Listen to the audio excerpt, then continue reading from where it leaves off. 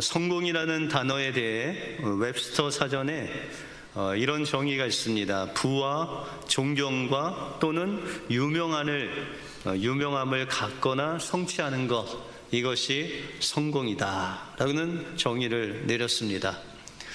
여러분 어떻게 성공하셨습니까? 아니면 성공이 좋으십니까?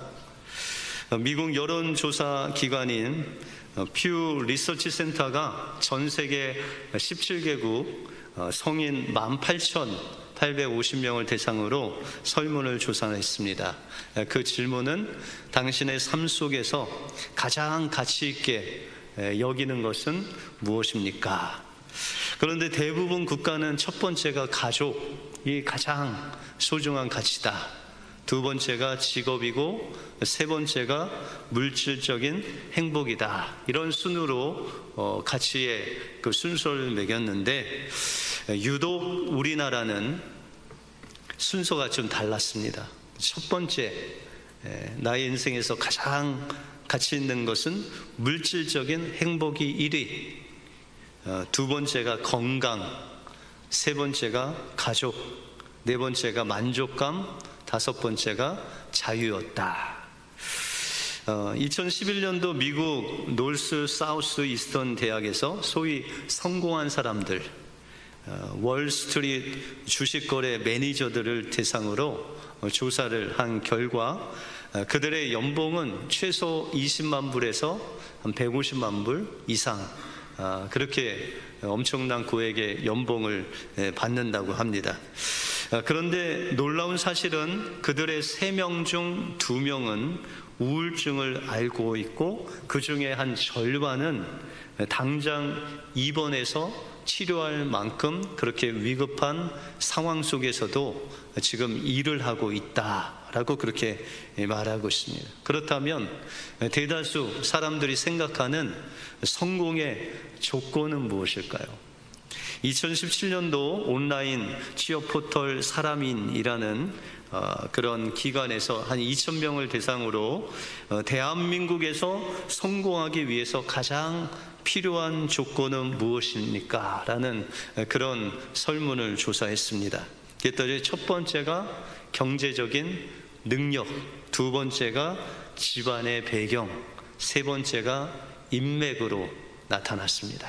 그래서 우리는 이 성공할 수 있는 조건이 하나도 없는 그런 사람들이죠. 경제적인 능력, 집안 배경, 이 집안 배경은 부모님의 재산이 많은가 적은가, 그리고 인맥이 있어야 성공하는 그런 조건에 있다라는 것이죠.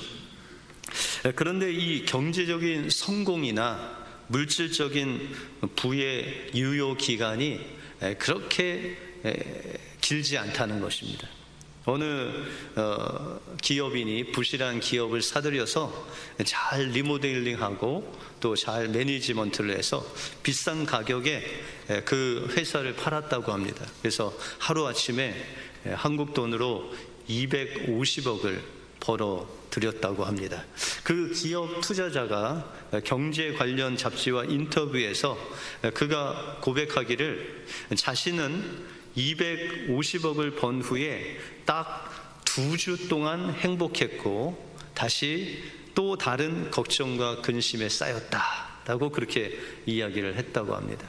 아무리 많은 돈을 벌었어도 그 행복이 한 달도 아니고 6개월도 아니고 한 2주 정도는 행복했는데 그 이후에는 또 다른 근심과 걱정이 몰려왔다라고 그렇게 말을 하고 있습니다.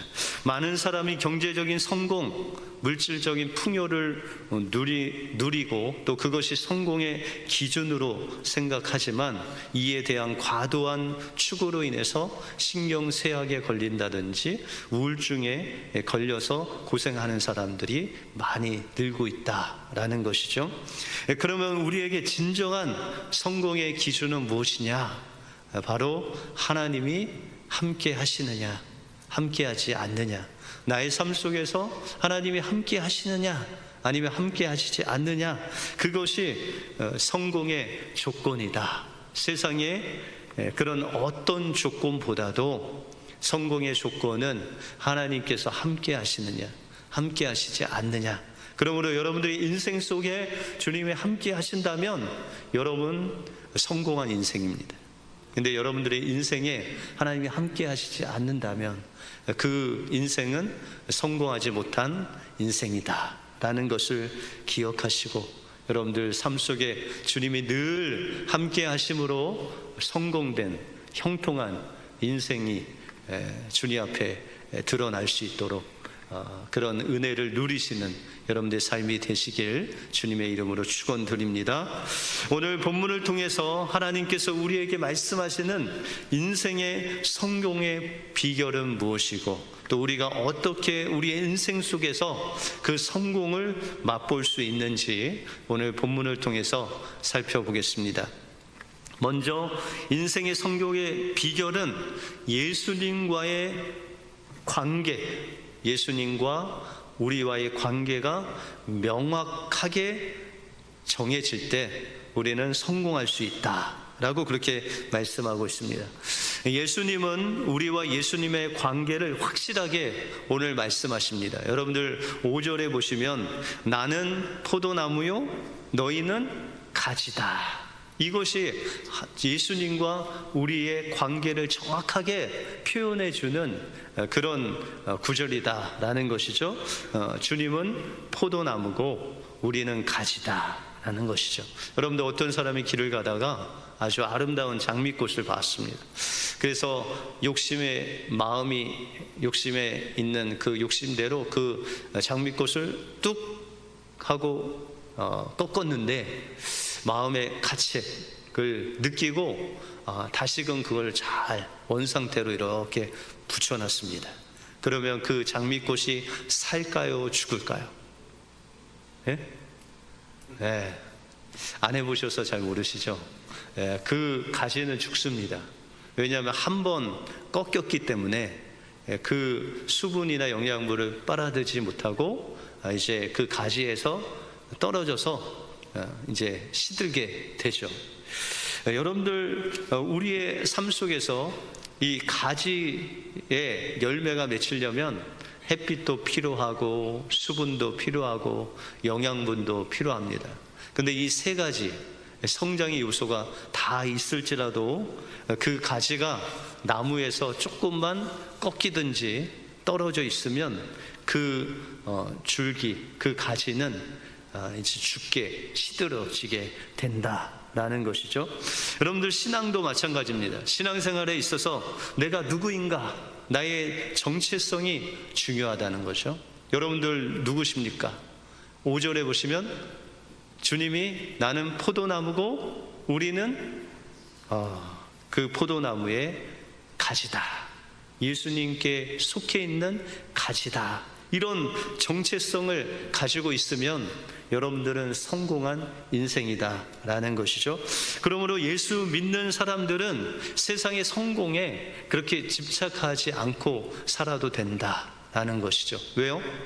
이미 여러분들은 예수님을 믿음으로 인해서 예수 안에 속한 사람이 되었기 때문에, 다시 말해서 여러분들은 예수를 믿음으로 성공한 인생이 되었기 때문에 우리는 세상의 성공에 그렇게 집착하지 않고 살아도 된다. 그런데 우리가 이 성공은 그냥 한 번에 하고 그냥 마는 것이 아니라 그 상태를 꾸준히 유지해야 된다라는 것이죠. 그래서 이 세상에 많은 사람들이 성공을 원하고 갈망하는데, 이 성공을 하기 위해서 다른 사람과 비교하면 비교할수록 우리의 인생이 비참해진다라는 것이죠. 우리는 인맥도 없고 경제적인 능력도 없고 또한 부자인 부모도 안 계시고, 그래서 이 세상의 성공의 조건을 가지고 있지 않다라는 것입니다. 그럼에도 불구하고 우리가 하나님께 붙어 있기만 하면 세상 사람들이 누릴 수 없는 그 성공을 맛볼 수 있다라는 것이죠. 여러분들 모세의 인생을 보면 모세는 성공한 인생일까요? 아니면 실패한 인생일까요? 그가 40세에 애굽 왕궁에 있다가 그의 백성들을 돕기 위해서 애굽 사람을 쳐 죽이는 바람에 도망자로 가게 됐죠. 근데 하나님께서 이 모세를 몇 세에 부르셨냐면 80세에 부르셨습니다. 여기에 80세 이상 되신 분이 별로 안 되시기 때문에 여러분들은 소망이 있습니다. 그렇죠? 이제 인생은 80부터라는 것이죠. 그런데 여러분들, 이 모세가 80세에 하나님이 부르셨을 때 모세의 마음은 어땠을까요? 너무 즐겁게 그 하나님의 부르심을 받았을까요? 아니면 속에 좀 원망이 있었을까요? 하나님, 저를 부르시려면 애굽 왕자로 있을 때 좀 부르시지. 그때 좀 젊고 싸움도 잘하고 또 말도 잘하고 내 딴에는 잘 나가는 왕자였는데 그때 부르셨으면 좀 내가 이렇게 하나님의 일을 할 수 있는데 하나님, 이제는 아무것도 못합니다. 그러면서 모세는 하나님께 말씀하시기를, 하나님, 저는 잎이 뻣뻣하고 혀가 우둔한 자이오니 보낼 만한 자를 보내소서라고 그렇게 말합니다. 그런데 하나님께서 모세를 향해서 말씀하시기를, 야 모세야, 너 애굽의 바로에게 가서 이스라엘 백성들을 그 애굽에서 구원해 내라 라고 그렇게 말합니다. 그때 모세가 하나님께 말합니다. 하나님, 제가 누구간데 바로에게 가고 제가 누구인데 이스라엘 백성들을 구원할 수 있겠습니까? 라고 그렇게 하나님께 이야기를 합니다. 그때 하나님께서 모세에게 말씀하시기를, 내가 정녕 너와 함께 있으리라 라고 그렇게 말씀하고 있습니다. 여러분들, 어떻게 보면 모세는 하나님, 제가 누굽니까? 제가 도대체 누구길래 바로에게 가고 이스라엘 백성들을 구원할 수 있겠습니까? 저는 아무것도 할 수 없는 무능력한 목자입니다 라고 그렇게 고백을 했잖아요. 그러면 하나님께서, 아니다, 너는 힘과 능력이 있다, 뭐 이런 식으로 말씀하시든지, 너는 내가 택한 백성이다 이렇게 말씀하시든지. 근데 하나님께서 동문서답을 하는 것 같아요.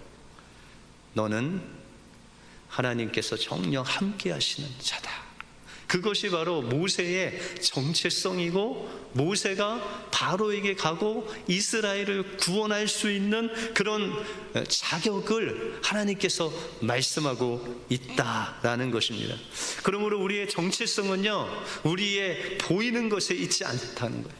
여러분들의 정체성은 여러분들이 가진 돈에 있지 않다는 거예요. 여러분들이 아무리 많이 가져서 부자가 돼도 그 부자라는 것이 여러분들의 정체성이 되지 못한다라는 것입니다. 여러분들이 능력이 많아서 어떤 권세가 있고 어떤 위치에 있다 할지라도 그것은 여러분들의 정체성이 될 수 없다라는 것입니다. 우리의 정체성은 우리의 삶에 하나님이 함께 계시느냐 계시지 않느냐에 따라서 결정이 된다라는 것입니다. 다시 말해서 내가 주님께 붙어 있느냐 붙어 있지 않느냐, 거기에 정체성이 있다라는 것이죠.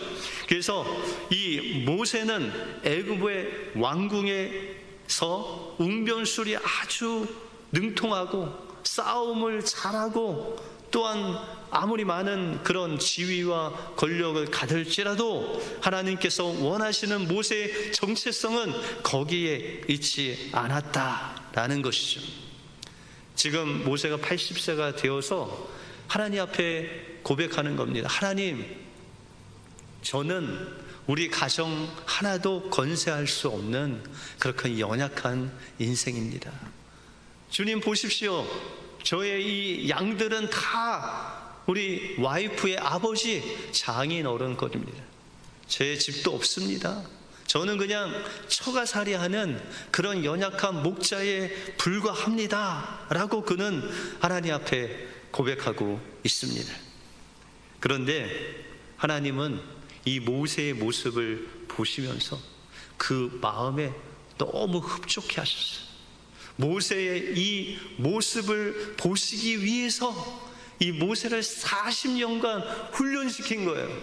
여러분들 만약 하나님 앞에 기도할 때 하나님, 제 힘으로 제 가족 하나 건사할 수 없는 연약한 인생입니다. 하나님, 제가 가진 것이 아무도 없고 제 힘으로는 할 수 있는 것이 아무것도 없습니다 라고 하나님 앞에 고백하고 계시다면 하나님이 여러분들 보시면서 흡족하게 여러분들을 좋아해 주실 줄 믿습니다. 왜냐하면 하나님께서 여러분들 자신을 의지하지 않고 여러분들이 가진 것을 나의 것으로 인정하지 않고 모든 것이 다 하나님으로부터 왔고, 하나님, 저가 할 수 있는 것은 아무것도 없다고 했을 때 비로소 우리는 주님 안에 붙어있는 모습으로 사는 모습이 바로 그 모습이기 때문입니다. 그래서 하나님께서는 우리가 누구인가를 알기를 원하십니다. 그리고 우리가 하나님 없이는 하루도 살 수 없는 존재라는 것을 인정하고 그 주님 안에 주님께 붙어 있을 때, 주님이 나와 함께 있어야 내가 나 될 수 있다고 고백할 때 비로소 하나님은 우리를 사용하셔서 하나님의 그 형통한 길로 우리를 인도해 주실 줄 믿습니다. 여러분들의 인생에 하나님이 함께 하시고 여러분들을 하나님 앞에 온전히 내려놓으심으로 하나님께서 여러분들의 삶을 형통한 길로 인도해 주실 줄 믿습니다. 다음으로 인생의 성공의 비결은 바로 주님 안에 머무는 삶입니다. 여러분들 오늘 본문에 보시면 주님께서 계속 강조하시는 말씀이 있습니다. 그것이 바로 내 안에 거하라. 여러분들 이 거하라는 단어는요, 거주하다, 살다, 장막을 치다 그런 뜻이에요. 여러분들 집이 있으시죠? 여러분들 집 외에 다른 곳에서 사시는 분은 없죠? 집에서 먹고 마시고 가족과 함께 사시죠. 바로 이겁니다. 내 안에 거하라는 것은 주님 안에서 우리가 먹고 마시고 주님과 함께 살라 라고 그렇게 본문은 말씀하고 있습니다. 그러면 우리는 어떻게 주님과 함께 주님 안에서 살 수 있느냐? 그 비결은 7절에 있습니다. 7절에 보시면 너희가 내 안에 거하고 내 말이 너희 안에 거하면 무엇이든지 원하는 대로 구하라. 그리하면 이루리라. 너희가 내 안에 거하고 내 말이 너희 안에 거하면, 여러분들 우리가 예수님 안에 들어가고 예수님이 내 안에 들어오는 방법이 무엇일까요? 그것이 바로 사랑입니다. 그런데 이 사랑은요, 서로 상호간의 침투성이 있어요. 여러분들 사랑이 어디서 시작되는지 아세요? 그 사람의 말로 시작됩니다. 그래서 여러분들 예전에, 지금은 모르지만 예전에 사랑하실 때 어떻게 자주 만나고 싶으셨어요? 아니면 한 달에 한 번씩 만나셨어요? 그 만나서 뭐 하셨어요? 영화도 보고 식사도 하고 그러죠. 그런데 그 궁극적인 만나는 목적은 뭐냐면 서로 대화하는 거예요. 말을 하는 거예요. 서로 사랑의 말이 오가면서 사랑하는 사람을 만나면 대화가 끊이지 않는 거죠.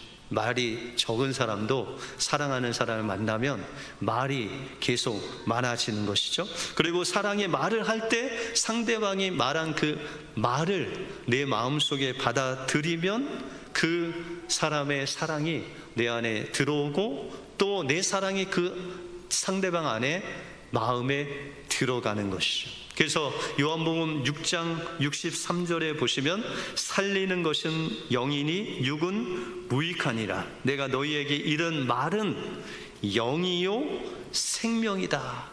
예수님께서 말씀하시는데 그 말씀이 그냥 말하고 없어지는 것이 아니라 영이요 생명으로 우리 안에 들어오게 된다는 것이죠.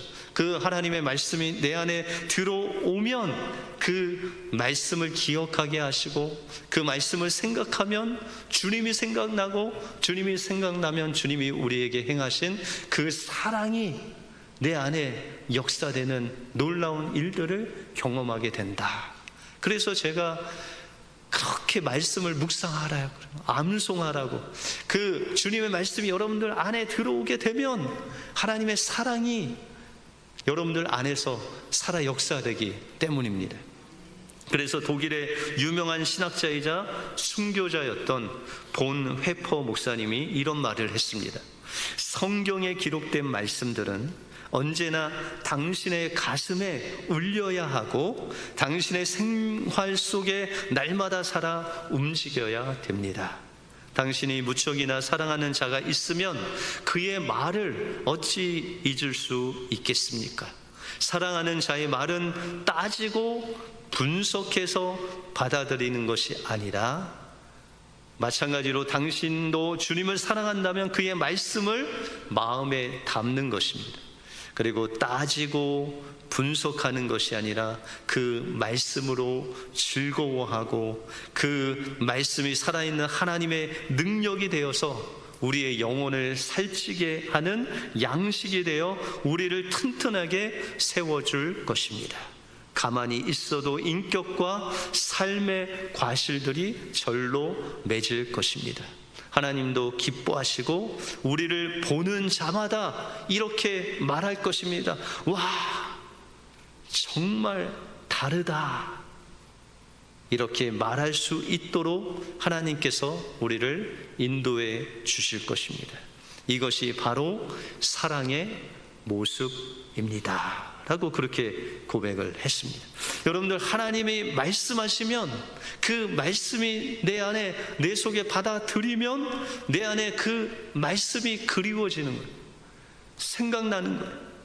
또 그 말씀을 되새기고 생각하면 그분이 생각나고, 그분이 생각나면 그분이 나를 얼마나 사랑하셨는지, 주님의 사랑이 그 말씀을 통해서 경험되는 것, 그것이 바로 주님의 그 말씀을 우리 안에 받아들이고 주님 안에 사는 삶의 모습이다 라는 것입니다. 건강 전도사로 불리웠던 황수관 박사님이 한 번은 강의를 하셨는데 세상에서 가장 아름다운 단어가 무엇이냐라고 물었습니다. 여러분들, 세상에서 가장 아름다운 단어는 뭘까요? 예? 사랑? 예, 사랑은 조금 순위가 떨어집니다. 그 첫 번째가 마덜, 엄마입니다. 엄마, 마덜. 두 번째는 뭘까요? father가 나와야 되는데 father가 아니고 패션이라는 열정이라고 합니다. 세 번째는 나오겠지 했는데 세 번째는 스마일, 네 번째는 여기서 나오신 러브. 그런데 10번째 가도 father가 안 나와요. 무려 70까지 내려갔는데도 안 나온대. 이렇게 이야기하는 황수관 박사님의 그 마음은요, 조금 있으면 이해가 됩니다. 1945년에 이 황수관 박사님 부모님이 일본의 히로시마에 계셨대요. 그래서 이 박사님의 어머니가 이 황수관 박사님을 임신해서 9개월이 됐고, 그 다음에 4살 먹은 누님과 2살 먹은 누님과 함께 이제 피난을 가는 거예요. 그러니까 막 폭격이 일어나는데 그 피난 가는데 아버지는 빨리 따라오라고 그러고, 어머니는 이제 임신 가운데 두 딸을 손을 잡고 이제 가는 거예요. 그런데 그 앞쪽에 폭탄이 그냥 터진 거예요. 그러니까 이 아버님은 어머니를 빨리 오라고 했다가 폭탄이 터지니까 혼자 산을 자고 저 앞으로 가서 엎드렸대요. 그리고 이제 그 수습이 돼서 딱 보니까는 처자식들이 없는 거예요. 근데 저기 언덕편으로 이렇게 올라갔더니 그 와이프가 두 딸과 그 임신한 아이를 업고 쓰러져 있는 거예요. 그래서 그 아버지가 말씀하시기를, 전쟁터에서 처자식을 버리는 아버지는 있어도 처자식을 버리는 어머니가 없다라는 명언을 남기셨다고 합니다. 그런데 그 말도 얼마 되지 않아서 5년 후에 한국에 이 가정이 들어와서 사시는데 6.25가 터지셨대요. 그래서 6.25가 터져서 저 남쪽으로 피난을 가는데 이 어머니가 머리에 짐을 이기시고 5살 난 황수강 박사님을 손에 탁 쥐고, 또 두 누님을 딱 손에 3명을 잡고 머리에 짐을 이고 그 아버지를 따라가는데 또 폭탄이 터진 거죠. 아버지는 지게를 지고 가시다가 그 앞에 있는 수로에 그냥 쏜살같이 자신을 쳐박아서 피하시고, 또 정신이 들자 이 처자식이 없어진 거죠. 보니까는 그 어머니가 새 자녀를 다 끌어안고 쓰러져 계신 거예요. 그래서 아버지의 그 70번까지 가도 이 아버지 이름이 안 나온 거예요. 그런데 어느 날 이 동네에 홍역이 퍼졌대요. 근데 불행하게도 이 황수관 박사님 홍역에 걸렸어요. 근데 이 홍역에 걸려서 온몸이 그냥 종기가 나서 고름이 막 나고 있는데 애가 거의 의식이 없어요. 그래서 눈도 못 뜨고 손도 안 움직이고, 그래서 아버지는 애 죽었는데 왜 자꾸 안고 있냐, 그 애 내놔라. 그런데 어머니는 그 거의 죽은 아이를 안고 그냥 밤새 그 아이를 위해서 기도하셨대요. 그런데 이 아버지는 거의 죽게 된 아이를 보면서 그 죽은 자식 품에 안아서 뭐 하냐고, 빨리 내놓으라고 그렇게 악담을, 윽박을 지르셨대. 그래서 어머니가 거의 홍역으로 죽은 이 황수관 박사님을 안고 하나님께 기도했대요. 하나님 살아계시지 않습니다. 내 아들을 한 번만 제발 살려주십시오. 그러면서 그 아들이 가는 마지막 길에 그 아이의 얼굴을 보면서 그 얼굴을 혀로 이렇게 핥아주셨대. 온 얼굴에 종기가 나서 고름이 막 나는 그 얼굴을 그냥 눈부터 그 온 얼굴을 다 혀로 그렇게 닦아주셨대요. 그런데 이게 웬일입니까? 하나님의 기적이 생겨났습니다. 거의 꼬맣게 죽었던 그의 아들의 얼굴에 생기가 돌아오고, 움직이지 못했던 손을 움직이고 발을 움직이고 감았던 눈이 떠지는 놀라운 역사가 일어났다는 것이죠. 그 어머니가 밤새 그 아이를 부둥켜 안고 그 사랑으로, 그 혀로 그 아이의 얼굴을 다 종기를 다 고름을 짜내 주실 때 하나님께서 불쌍히 여기시고 그 황승환 박사를 살려주셨다, 그렇게 간증하는 소리를 들었습니다. 여러분들, 어머니의 사랑이 이겁니다. 그래서 이 황승환 박사님 말하시기를, 어떤 아이가 위험에 처하면은 자신이 안 보인대요. 어머니 자신은 안 보이고 그냥 자신만 보인다. 맞습니까? 네, 우리 아버지들은 안 그럴 것 같은데 어머님들은 그렇대요. 그래서 우리 주님도 죽어가는 우리의 그 생명을 살리시기 위해서 그 자신을 보지 아니하시고 우리 살리시기 위해서 그 십자가를 지시는 그 주님의 모습이야말로 바로 이 어머니의 모습과 같은 우리 주님의 모습이다라는 것입니다. 우리가 진정한 인생의 성공을 맛보기 위해서는, 주님, 저는 아무것도 할 수 없는, 주님 없이는 아무것도 할 수 없는 연약한 인생입니다. 주님 없이는 아이들도 양육할 수 없고, 주님 없이는 제 건강도 지킬 수 없고, 주님 없이는 한 시간도 살 수 없는 인생입니다. 오직 주님이 나의 전부이십니다 라고 주님께 붙어 있으면 주님께서 우리에게 성공을 맛보게 하신다라는 것입니다. 우리가 진정한 인생의 성공을 맛보기 위해서는 주님이 우리를 사랑하셔서 우리를 향해서 하시는 그 말씀을 내 마음속에 받아들이고, 모세가 그 하나님의 말씀을 받아들이는데 40년이 걸린 것 같이 우리가 매일매일 한 번에 안 되는 거, 우리가 이웃을 사랑하고 가족을 사랑하고 세상을 사랑하는 것, 그게 단번에 되면 얼마나 좋겠습니까? 그런데 하루하루 하나님께서 말씀하시는 그 한 단어, 한 구절, 한 요절, 그냥 그거 하나만 붙잡고 하루하루 살다 보면 주님이 우리를 사랑하신 그 사랑이 마음에 일어나고, 주님의 그 십자가 사랑이 경험되고, 주님의 그 사랑이 나를 붙잡아 어떤 고난과 역경이 와도 우리가 주님의 품 안에서 주님의 사랑을 경험하고 있으면 주님께서 우리를 하나님의 귀한 사랑으로 성장케 하시고 빚어가시고 주님을 닮은 인생의 성공된 인생으로 형통하게 인도해 주실 줄 믿습니다. 이 은혜로 한 주간 주님께서 주시는 성공을 맛보시는 여러분들의 삶이 되시길 주님의 이름으로 축원드립니다. 기도하겠습니다.